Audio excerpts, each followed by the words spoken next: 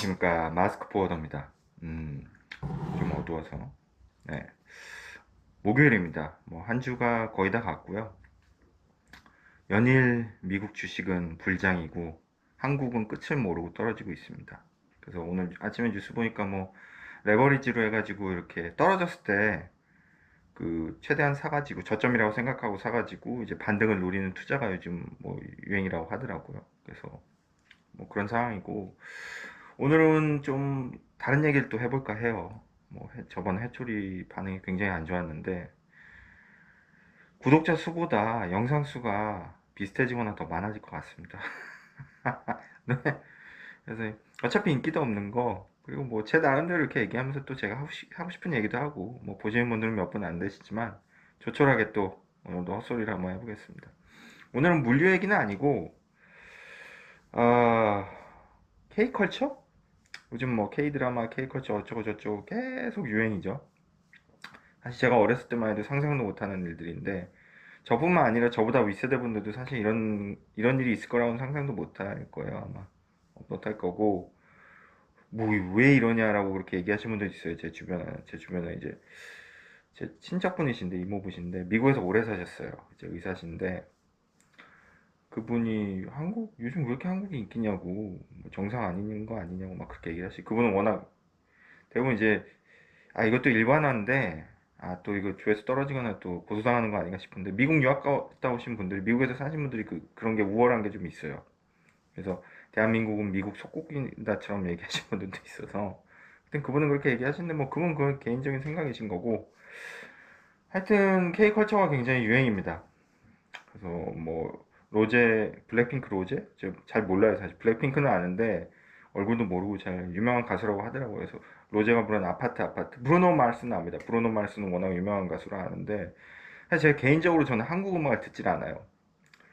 그러니까 저도 꼰대인 게 옛날 음악은 좋아해요. 뭐 조용필, 뭐 신승훈, 미소 속에 그친 그대 뭐 그런 거 있잖아요. 그러니까 90년대 후반, 2000년대 초반까지는 저도 한국 음악을 좀 알아요. 좋아했고, 근데 그 후의 음악들은 듣지 않습니다. 왜냐면 사실 저는 요즘 음악들은 뭐 죄송한 얘기지만 젊은 분들한테는 그냥 쓰레기들 같아요. 트래시 같아요. 그러니까 들어도 귀에도 안 남고 그냥 똑같은 거를 이렇게 반복해서 쓴다는 느낌? 그러니까 옛날처럼 뭔가 오래 이렇게 즐기게 듣는 음악이 없는 것 같아요. 그래서 뭐 제 개인적인 생각입니다. 제가 워낙 꼰대 같고 그래가지고 옛날 음악은 전 좋은데 요즘 음악들은 그냥 옷 중에 그 어쩌고 두 글자로 된 데가 있어요. 저쪽 북유럽에서 온 옷인데 이렇게 하하 하는 옷인데 그 옷처럼 이렇게 트렌드가 빠른 거 있잖아요. 그러니까 요거 만들고 반응 좋으면 조금 해먹다가 들어가고 그런 식으로 소비되는 음악이 많아서 그런 음악이라 그런지 저는 그런 게 싫더라고요. 그래서 진듣기 좀 오래 듣는 음악이 좋은데 하여튼 그렇고, 그래서 제가 뭐 K컬처 그런 건 잘 모릅니다. 사실 모르는데 워낙 요즘 워낙 유명하니까 뭐 K 라면 다 K 방산까지 붙이는데 일단은 그런 거 자꾸 또 딴소리 하는데 그런 게 있기 전까지는 제가 볼 때는 그 윗세대들의 노력이 엄청났다고 봐요. 뭐 음악이든 뭐든 방산도 그렇고 방산 같은 경우는 뭐 얼마 전에 기사 보니까 제가 조남은 까먹었는데 박정희 대통령 시절부터 해가지고 연구하시던 분들이 계시더라고요. 독일에서 유학하시고 오셔가지고 이렇게 그때 이제 토대를 만들어 놓은 거죠. K 소총 같은 거 그런 기사들이 쭉 나오더라고요. 소총부터 시작해서 그때 그러니까 60년대 70년대에는 한국이 소총도 제대로 못 만든 거죠. 근데 지금은 뭐 탱크에 비행기까지 만들고 있으니 대단한 건데 그런 눈물겨운 선배들의 노력이 있었기 때문에 지금의 뭐 음악도 그렇겠죠. 선배들이 노력이 있었고 얼마 전에 뭐 MBC 다큐멘터리 보니까 그 신해철 마왕이 이제 해외에서 그렇게 뭐 유학도 가고 뭐 영국에서 이렇게 하시는 모습도 나오더라고요. 그런 선배들이 했기 때문에 지금의 문화가 꼽힌다는 건 뭐 이건 당연한 얘기인데 제가 하고 싶은 얘기는 그런 거보다도 글쎄 뭐 K컬처가 그렇게 그러니까 이제 어디 가든 대한민국 하면 이제는 와 이제 뭐 그런 식인 거죠. 근데 과연 그런가 뭐 그런 거에 대해서 좀 얘기도 해보고 조금 저는 이제 조금 삐딱하게 얘기를 해보니까 해요. 뭐 어차피 조회수도 안 나오니까 삐딱하게 얘기해볼까 하는데 글쎄 뭐 한국은 저도 이제 대한민국 사람이지만 참 반만 년의 역사 뭐 반만 년의 역사 그렇게 얘기를 하지만 사실상 20세기 전까지는 사실상 반중국의 식민지였고, 그리고 그 후에 또 일본한테 먹혀가지고 4, 50년 식민지 시절을 겪고 해방돼서 어떻게 보면 지금이 대한민국 역사에서 제일 잘 살고 어떻게 보면 제일 잘 나가는 시대잖아요. 그동안 한 번도 한국은 잘 살아본 적이 없는 나라예요. 강대국이었던 적은 당연히 없고. 사실 뭐 고구려 얘기는 하지만 미안한 얘기지만 저 개인적인 생각입니다. 고구려는 북방민족이랑 같이 혼합이 된 나라라 엄밀히 우리나라 한민족이 세운 나라라고 저는 보진 않아요. 제 개인적인 생각이에요.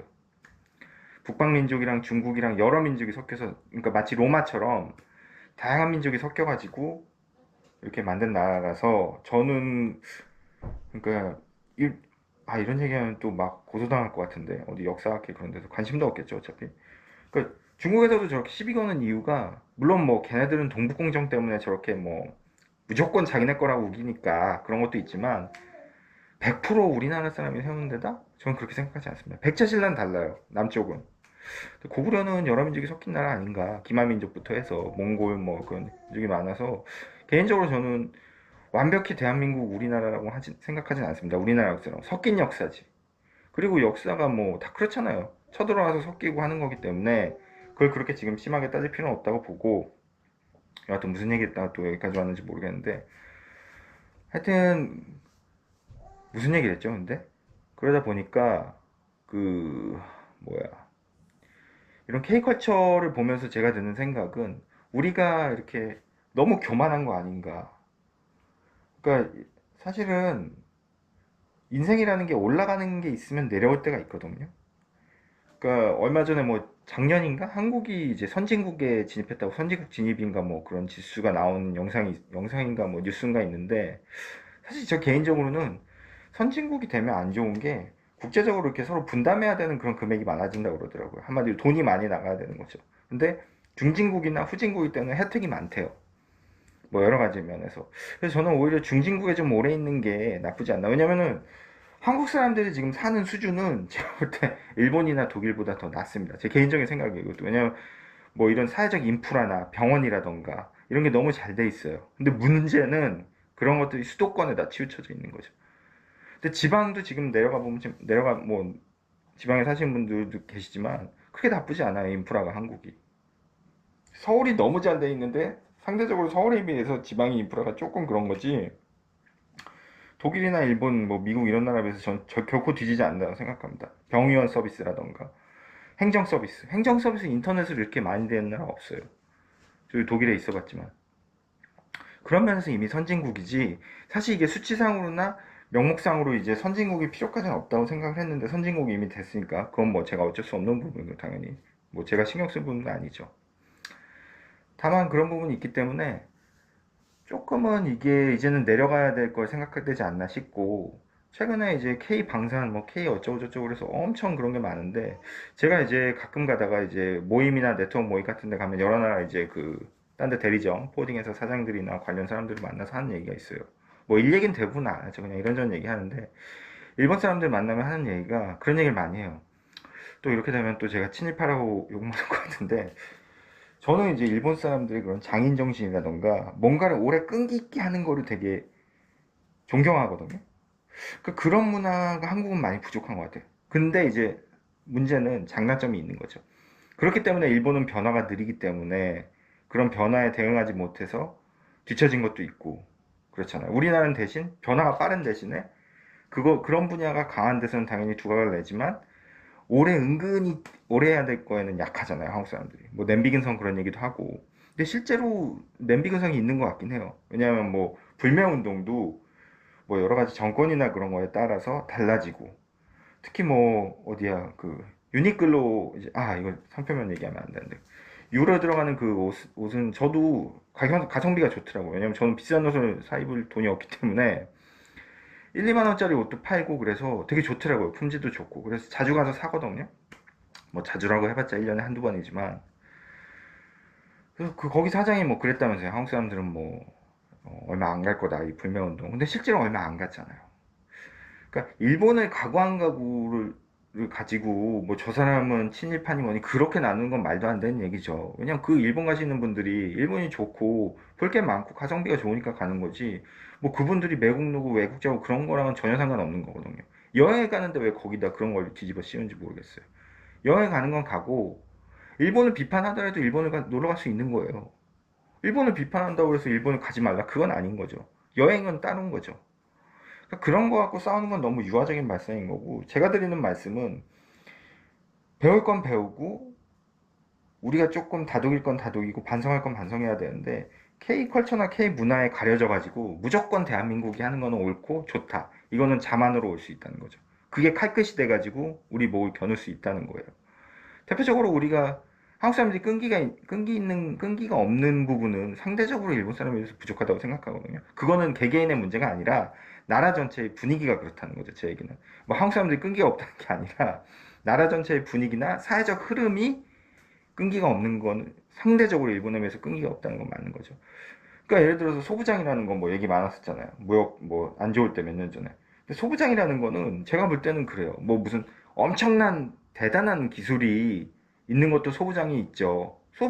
소재 부품 장비가 결국은 어떤 물건에도 들어가는 부품이거든요. 근데 그런 거는 오랜 기간 한 중소기업들이 많이 갖고 있어요. 그만큼 중소기업이 많아야 또 소부장이 강해지는 거고, 그 중소기업이 오래 가야지만 소부장이 강해지는 거거든요. 그걸 뭐 1, 2년 투자한다고 해서 나오는 게 아니에요. 그 인프라기 때문에. 근데 그 소부장이 많으려면 결국은 중소기업, 오래가는 기업이 많아야 되는데 한국은 그런 만한 사회적 분위기가 안 돼요. 왜? 기업하면 돈이 안 되니까. 골치만 아프니까. 그러니까 다 부동산 하려고 그러죠. 그러니까 이런 사회적인 전체 분위기랑 맞물려가지고 이게 형성이 되는 건데, 그걸 1, 2년 잠깐 투자한다고 그래가지고 뭐 나아지고 나빠지고 그렇진 않다는 거죠. 물론 대기업 같이 짧은 시간에 어마어마한 돈을 투자할 수 있으면 뭔가 움직임이 있겠죠. 다만 중소기업들은 돈이 없잖아요. 돈이랑 인력이 부족한데 결국은 주어진 건 시간인데 그 시간 동안 갈고 닦아가지고 그래도 그 지역이나 아니면 뭐 넓게는 그 지역 이상으로 나라나 수출까지 할 수도 있는 건데 그런 인프라가 많이 부족하다는 거죠, 한국도.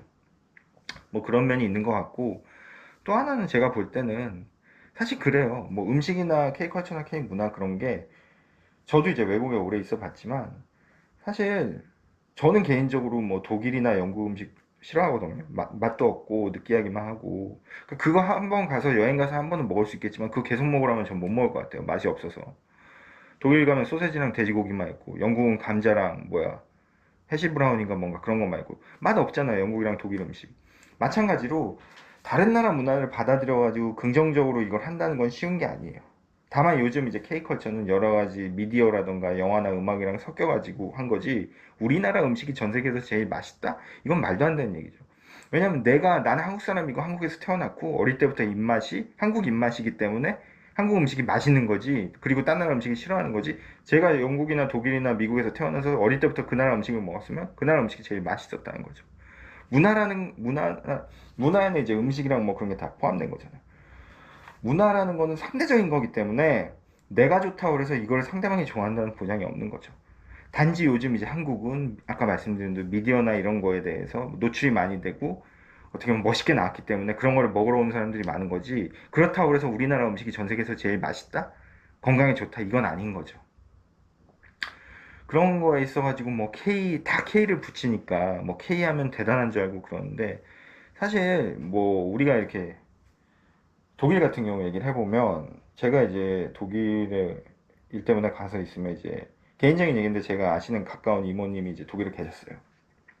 근데 이제 그분이 독일에 가신 이유가 지금 이제 돌아가셨는데 연세가 있으셔가지고 그 옛날에 이제 어린 친구들은 잘 모르고 5, 60년대에는 한국이 제일 못 살았잖아요. 그때 이제 파독 광부로 가셨어요. 파독 광부로 가셨는데 광부로 가셔가지고 이제 일을 하셨죠. 근데 그 경쟁률이 어마어마했대요, 그 당시에. 왜냐면 대한민국이 그때 제일 못 사는 나라였으니까. 근데 이제 이모님, 아버님이 이제 공무원이셨는데, 제 외할아버지죠? 지금 이제 안 계시죠, 당연히. 연세가 있어서 하늘나라 가셨는데, 첫 월급을 독일 그 간호사로서 탔는데, 그 당시 이제 버는 족족 다 한국으로 보낸 거죠. 근데, 17배인가 13배였대요. 그때 외할아버지 월급에. 17배에서 13배. 정확한 거는 요 숫자인데 13배였는지 17배였는지는 제가 기억이 안 납니다. 근데 둘 중에 하나가 맞아요. 확실해요. 그만큼 소득 차이가 엄청났다는 거예요. 그만큼 그 당시에 이미. 독일은 제가 이제 독일 역사를 좀 배웠는데, 독일은 2차 세계대전 끝나고 뭐 패전국 어쩌고 하지만 이미 2차 세계대전 때 미국이랑 러시아에서 독일 인프라를 많이 떼갔어요. 승전국이라고 그래서. 그러니까 독일이 그때도 이미 기술이 대단했었거든요. 뭐 화학공업이라던가 뭐 경중공업, 특히 걔네들이 원자력 그 기술도 있었거든요. 그것도 미국 러시아에서 다 가져간 거고 제가 알고 있기론 유태인들이 많이 넘어갔죠. 하도 독일 그때 죽였으니까 그만큼 기술력이 있었어요. 회복하는데 몇 년 안 걸린 걸로 알고 있어요. 저는 그때 총리도 정치를 잘했고 아데나워라고. 그래서 이제 6, 70년대에 우리나라 한강의 기적은 사실 독일 라인강의 기적을 따라 붙인 용어입니다. 라인강의 기적이죠. 그걸 이루는 거예요. 그래서 이미 60년대, 70년대에 제가 듣기로 독일에 계신 분한테 들은 얘기인데 일본 애들이 그렇게 와가지고 그 당시 산업 스파이가 많았대요. 그 독일 광학 기술 훔치려고 카피해 가려고 일본에서 산업 스파이 많이 보냈대요. 근데 그 당시에는 산업 스파이란 용어도 흔치 않을 때죠. 요즘에야 뭐 산업 스파이라는 용어가 이제 흔한 용어가 됐지만 그냥 가서 카피해 간 거예요. 광학 기술. 그래서 지금 일본도 광학 기술이 엄청 뛰어나잖아요. 뭐 카메라 유명한 거 많죠. 그때 많이 돼갖고 그러니까 6, 70년대에 이미 독일, 일본은 산업화를 이루어서 특히 일본 같은 경우는 뭐 아시겠지만 뭐 굉장히 아시아에서는 사실상 유일하잖아요. 경쟁자도 없었고 왜냐면 아시아에서 유일한 경쟁자가 생긴 거는 우리나라나 뭐 대만 이런 나라들이 7, 80년대에 치고 올라오면서 생긴 거지 6, 70년대에 아시아의 경쟁자는 없었어요. 일본이 그래서 자동차를 동남아에 다 뿌릴 수 있었던 거죠. 지금 태국 같은데 뭐 우리나라 브랜드들이 뭐 많이 올라왔다고 하지만 그래도 일본 차이는 아직 잽이 안 돼요. 동남아에서 태국 같은 데는 거의 100%예요. 일본 시장 점유율이. 인도도 뭐 스즈키 뭐가 있어요. 브랜드 이름 제가 기억 안 나는데 거의 50% 이상이에요. 그만큼 일본은 그때 많이 뿌렸어요. 경쟁자도 없었고 특히. 그리고 또 하나는 자꾸 일본 독일에서 죄송한데 독일 같은 경우 금융자본이 동유럽이나 유럽에 엄청 많습니다. 그 금융자본을 독일이 꽉 잡고 있어요. 강한 제조업을 바탕으로. 다만 요즘은 경제가 안 좋죠. 경기가 되게 안 좋다고 그러더라고요, 독일이 요즘. 그래도 독일이 제조업이 워낙 강한 나라라서 뭐 아시겠지만 웬만한 유명한 차들 다 독일 차잖아요. 벤츠, 아우디, 뭐 폭스바겐 안 좋다고는 하지만 포르쉐 뭐 하여튼 제조업도 그렇고 여러 가지 면에서 독일이 다 갖고 있어서 그리고 슈퍼마켓 체인도 독일이 갖고 있는 게 되게 많아요. 독일 살아보신 분들은 아시겠지만 그 슈퍼마켓이라는 그 정의나 그 인프라 자체를 독일에서 나온 거예요. 그게 거기 가면 다 살 수 있잖아요. 슈퍼마켓, 대형마트의 개념이 독일에서 나온 거예요. 그만큼 일본 같은 그렇다 보니까 독일, 일본이 해외 부동산이 많죠, 당연히. 해외 부동산이 많다는 건 결국 나중에 나라가 뭐 망할 일도 없겠지만 그 나라들이 안 좋아지더라도 언제든 매각할 돈들이 많다는 거죠. 똑같아요. 18세기, 19세기에 영국이 식민지가 많았잖아요. 근데 20세기 넘어오면서 이제 영국이 나치한테 침공당하고 유럽이 다 나치한테 먹히고 침공당하면서 영국 제가 존경하는 윈스턴 처칠 총리가 그 당시 루즈벨트죠. 루즈벨트 미국 대통령한테 SOS를 쳐요. 도와달라고. 미국이 파병이야 전쟁을 끝낼 수 있다고. 뭐 이건 누구나 유명한 역사잖아요. 미국이 맨입으로 해줍니까? 사람들이 모르는 게 세상에 공짜가 없어요. 포딩 영업하시는 분들 아시겠지만 저도 영업해보면 아시지만 세상에 절대 공짜 없습니다. 공짜 좋아하다가 사기당하거나 망해요. 그러니까 얼마 전에 저희 교회 목사님이 그런 얘기 하시는데 사기 치는 놈이나 사기 당하는 놈이나 그렇게 차이 많이 안 난다고. 근데 좀 냉혹한 말씀이신데 맞아요. 사기 당하는 사람 자기 욕심에 당하는 경향이 있거든요. 사기 치는 사람들이 사람 욕심에다가 이렇게 뭐라 그러죠? 러브콜을 보내는 거거든요. 예를 들어서 뭐든 그렇잖아요. 은행 이자보다 높으면 한번 의심을 해봐야 됩니다. 그렇잖아요. 은행 가서 너는 좀더 많이 준다는데 의심해봐야죠. 사기인지 아닌지. 근데 은근히 그런 거에 많이 당해서 뉴스에 나와요. 왜? 인간의 욕심에 러브콜을 보내는 거거든요. 욕심이 많으면 자기께 당하고 결국 망하는 길이라는 거 잠언에도 나옵니다. 하여튼 무슨 얘기가 또 여기까지 하는지 모르겠는데 그래서 윈스턴 처칠이 이제 영국이 미국한테 도와달라고 해가지고 이제 미국이 도와주는데 맨입으로 안 도와주죠. 그때 미국이 많이 접수를 했다고 하더라고요. 영국에 있는 영국이 먹은 섬이나 여러 거. 그리고 제일 중요한 금. 2차 세계는 끝나고 이제 금이랑 달러랑 그 당시에 전엔 파운드였죠. 파운드가 기축통화였는데 달러로 바꾸는 거죠. 그러니까 이게 그냥 공짜가 없어요. 2차 세계대전에서 영국이 살아남았지만 결국은 패권을 미국한테 넘겨준 것처럼 뭐 이 얘기까지 왜 이런 얘기까지 하는지 모르겠는데 아무튼 공짜는 없습니다. 마찬가지로 K컬처도 공짜는 없어요. 그동안 우리 한국 우리 뭐 조상이라고 하기엔 너무 죄송하고 너무 멀어 보이니까 우리 선배들이 일군 게 지금 나타나는 거예요. 6, 70년도, 80년대 피땀 흘려서 일군 게 지금 나타나는 거고 그 문화든 뭐 산업이든 뭐든 나타나는 거예요. 다만 지금 우리 세대는 뭘 하냐? 우리는 뭘 뿌리고 있느냐? 후대를 위해서. 제가 볼 때는 안 뿌리고 있다고 봐요. 없다고 봐요. 왜냐하면은 이게 영업이랑 되게 비슷한 게 예전에 저 전 직장 사장님이 그런 얘기 하신 적 있거든요. 너 지금 영업해놓는 거 2, 3년, 심지어는 3, 4년 후에 결과 나온다고. 오늘 놀아도 한 달, 두 달, 세 달, 심지어 너 1년 실적 좋을 수 있어. 변동 없을 수 있어. 안 떨어져. 근데 3, 4년 후에 너 손 빨고 있을 수 있다고. 물론 되게 유화적인 얘기죠. 그 사장님도 오죽했으면 그렇게 얘기하셨겠어요. 영업사원도 열심히 하라고 하신 얘기죠, 당연히. 이 말이 100% 맞지 않을 수 있어요. 다만, 근데 저는 그 얘기가 되게 의미심장하게 들린 게, 제가 영업을 해보니까 맞아요, 정말. 내가 오늘 가서 명함 주는 사람이 3, 4년 후에 연락 줘가지고 나한테 100만원, 200만원, 300만원 화주가 될 수 있거든요. 오늘 놀지언정, 내일 모레, 심지어 앞으로 1년 동안 제 실적은 좋을 수 있어요. 변동 없을 수 있어요. 다만, 3, 4년 후에 어떻게 될지 모른다는 거죠. 그러니까 꾸준히 해야 된다는 거죠. 미래를 위해서라도. 마찬가지인 것 같아요. 오늘 내가 씨를 뿌리지 않으면 오늘 우리 세대가 뭔가를 대한민국을 위해서 하지 않으면 대한민국 미래는 어둡다는 거죠. 내가 지금 이렇게 잘 먹고 살 수 있고 어떻게 보면 잘 사는 나라 대한민국에 태어난 거는 내가 잘해서 그런 게 아니라 내 앞세대가 피땀 흘려서 했다고 저는 생각을 하고 그렇게 믿어요.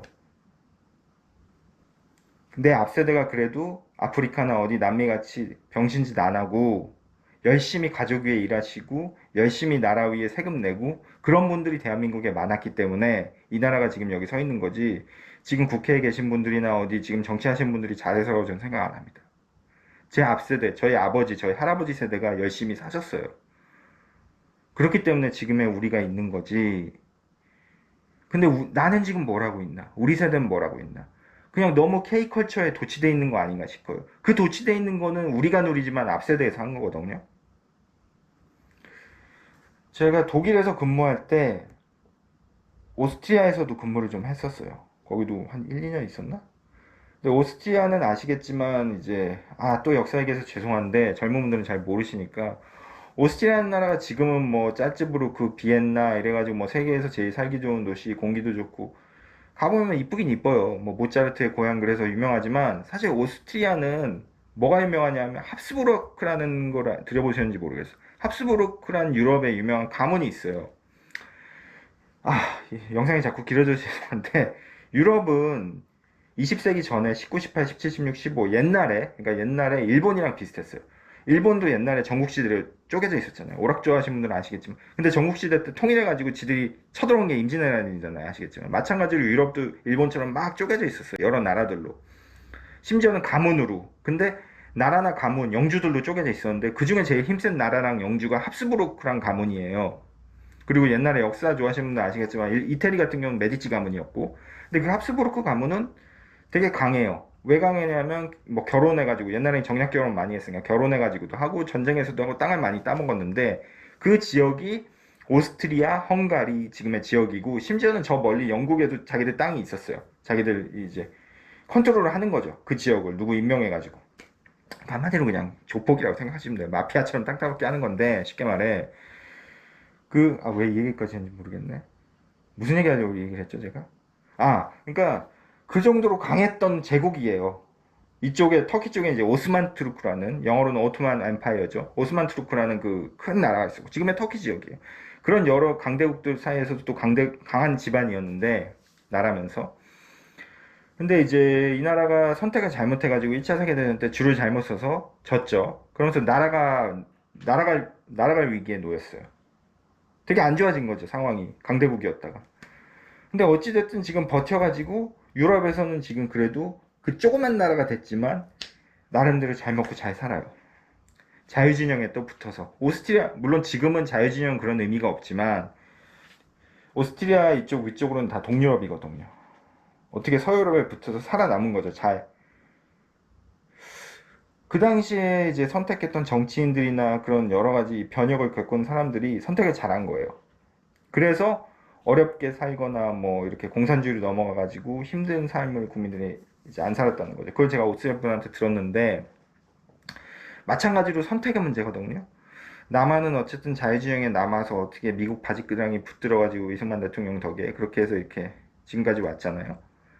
그러니까 뭐든지 선택의 문제고 그런데 그 선택을 한 거에 대해서 우리 후세 사람들은 고마워하지 않는다는 거.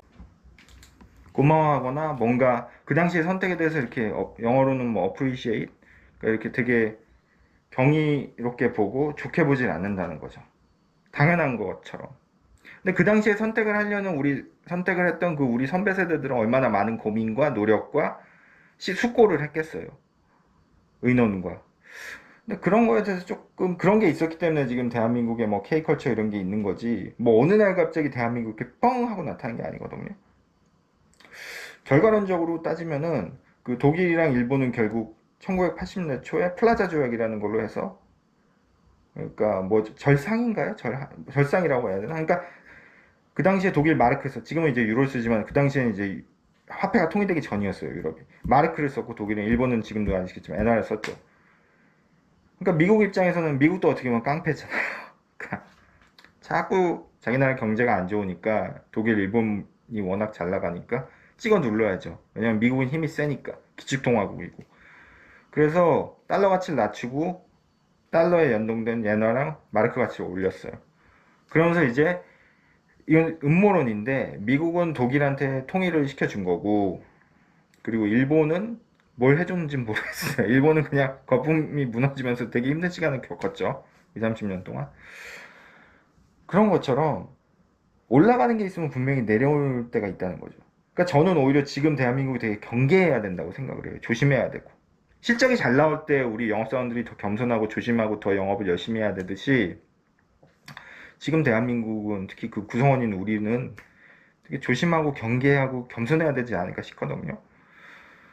그 로제 아파트를 들어보면은 무슨 내용인지는 제가 잘 모르겠어요. 그냥 아파트만 거리니까. 근데 지금 한국 부동산이 서울은 뭐 집값이 너무 비싸다고 지금 약간 침체이긴 한데 뭐 대출 규제도 많고 그래서 그렇지만 뭐 제 개인적인 생각으로 일본처럼 이렇게 부동산이 폭망할 것 같지는 않아요. 뭐 한국이 일본이랑 상황도 다르고 하지만 문제는 이런 것 때문에 사회적인 갈등이나 그런 게 더 심해지고 한다면은 글쎄 우리로서도 무슨 일이 일어나지 않는다는 보장이 없거든요. 뭐 정치도 그렇지만 사회도 극명하게 갈려 있잖아요. 상대방 얘기를 안 듣고.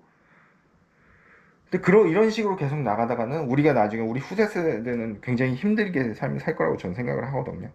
지금 우리는 다행히 우리 전 세대가 잘해주셔가지고 이렇게 먹고 살지만 우리 후세대, 제 자녀들도 마찬가지죠. 힘든 삶을 살 수 있어요. 인구도 뭐 줄어가지고 뭐 2050년대는 뭐 나라가 없어질 거라고 막 그런 얘기 하잖아요, 외신에서. 근데 그렇게 되면은 막말로 인구가 적어지면 일본이나 중국에서 쳐들어와서 우리나라 먹을 수도 있는 거예요, 진짜. 북한에서 쳐들어올 수도 있는 거고. 그건 아무도 모르는 겁니다. 그러니까 저는 되게 순진한 분들이 요즘 세상에 전쟁이 왜 나요? 막 그런 분들이 되게 좀 개인적으로 전 순진해 보이는 게 전쟁 날 수 있어요. 북한에서 미사일 하나 쏘면 전쟁이에요, 바로. 왜 저기 우크라이나랑 러시아랑 이스라엘 중동 전쟁 나는 거는 왜 남의 나라 보듯이 보는지 전 이해가 안 돼요. 대한민국도 언제든 전쟁 날 수 있는 나라예요. 위험한 나라입니다. 어떻게 보면 왜 우리야 이제 여기에 너무 내성이 생겨서 그렇지만 전쟁은 어느 나라든 날 수 있어요. 9.11 테러 난 거라고 그 미국의 중심에 누가 그렇게 비행기 갖다 박을 거라고 생각을 했습니까? 마찬가지예요. 사람 생명은 어떻게 전쟁이 나요? 전쟁 안 나요. 그런 사람들이 더 위험하다고 좀 봐요. 전쟁은 언제든 날 수 있고 준비를 해야 된다고 좀 보거든요. 전쟁을 안 나게끔 하기 위해서 전쟁을 준비해야 되는 건데 많은 사람들이 그걸 모르시더라고요. 마찬가지로 후세를 위해서 준비를 해야죠. 나는 뭘 하고 있나. 아이들이 지금 근데 하는 짓거리나 저도 너무 그렇지만 지금 우리 세대가 하는 짓거리를 보면은 제가 볼 때는 우리 후세는 좀 힘들게 살 수도 있을 것 같아요. 왜냐면 대한민국은 일본이나 독일처럼 해외 부동산도 많지도 않고 채권도 많지도 않고 글쎄 아직 그나마 독일 일본은 샴페인 터트리고 내려왔어요. 근데 우리는 아직 샴페인 터트리기도 전에 지금 내려가고 있거든요. 중국도 비슷하지만 피크를 쳐야 저점도 뭐 주식하시는 분은 잘 아시겠죠. 피크를 쳐야 저점도 있고 뭔가 이렇게 반등의 여지가 있는데 한국은 피크를 친 적도 없어요. 근데 이미 내려가고 있거든요. 그래서 저는 좀 그런 생각이 들어요. 요즘 다음 세대 우리 자녀들은 어떻게 살까? 그런 고민을 하고 여러 가지가 문제가 많은 것 같아요. 그게 뭐 이렇게 뭐 제가 정치 얘기 그런 거 하려는 게 아니라 정치 문제가 아니라 이건 사회 전반적인 문제인 것 같거든요. 그런 것 같고 참 오늘 이상한 얘기를 너무 오래 재미없게 드렸는데 어쨌든 저는 이제 조회수가 안 나오니까 제가 하고 싶은 말을 앞으로도 할 거고 참 포등 물류 얘기를 해야 되는데 아침부터 이런 말씀을 드려서 죄송합니다. 모르겠부터 그렇고 하도 요즘 KK 어쩌고 하길래 참 그런 것 같고 자 마지막으로 이 얘기만 하고 영상을 마칠게요. 오늘 영상 하도 잡스를 많이 해서 그 재작년에 이제 일본 포딩에서 사장님이랑 만나서 이런저런 얘기를 했는데 뭐 한국 음식 얘기도 하고 일본 음식 얘기도 하고 이런저런 얘기만 하고 뭐 한국 여행 갔던 얘기 저도 일본 갔던 얘기 하고 그러는데 그분이 그런 얘기를 하시더라고요. 저는 그분한테 그런 얘기를 했어요. 한국 사람들이 좀 뭐 역사 문제 때문에 왜냐면 그분은 그것도 이해하실 분이고 좀 친분이 있었어요. 역사 문제 때문에 일본을 이렇게 좀 깎아내린 경향이 있는데 아직도 대한민국 한국은 산업적으로나 일본에 배울 게 많다. 이건 역사 문제를 떠나서 너희들이 어쨌든 너희들이라고 하지 않았습니다. 지금 표현이 그런 거지. 너희들이 어쨌든 메이지 유신 통해서 산업화를 먼저 이룬 건 맞고 우리가 배울 건 배우고 또 일본도 한국한테 배울 건 배워야 된다고 생각한다. 그러니까 자기도 이제 한국 사람들 저뿐만 아니라 다른 사람들 많이 만나죠. 은근히 일본 사람 무시하는 한국 사람들이 있대요. 그 일본인도 그걸 느끼는 거죠. 역사 문제 때문에. 근데 그런 사람들은 사실 신경 안 쓰는데 그 마스크 포워더상 같이 이렇게 얘기하는 사람들이 무섭대요. 지금 한국 사람들. 한국 사람 중에 일본을 알려고 하는 사람들이 무섭다는 거죠. 그러니까 이게 뭐냐 하면은 결국은 내가 자만심에 도취돼가지고 내 상대가 안 돼. 그러면 이거는 족밥이란 얘기죠. 속된 말로. 근데 상대방을 자꾸 배우려고 하고 뭔가 벤치마킹하고 따라오려고 하는 사람을 경계한다는 거죠. 마찬가지예요. 우리가 지금 최고가 아니고 이미 최고도 아니었지만 대한민국은 최고 근저리에서 항상 맴돌려고 했죠. 마찬가지로 지금 우리가 좀 겸손하지 않고 후세를 준비하지 않는다면은 참 요즘 S전자도 어렵다고 하잖아요. 그만큼 S전자 그렇게 되면 한국이 정말 어려워지는 건데 참 겸손해야 될 것 같습니다. 뭐든 영업이든 뭐든 미래를 위해 준비하는 뭐 그런 게 좀 필요할 것 같아요. 뭐 오늘 하여튼 여러 가지로 잡소리를 많았는데 마스크 포워드였습니다.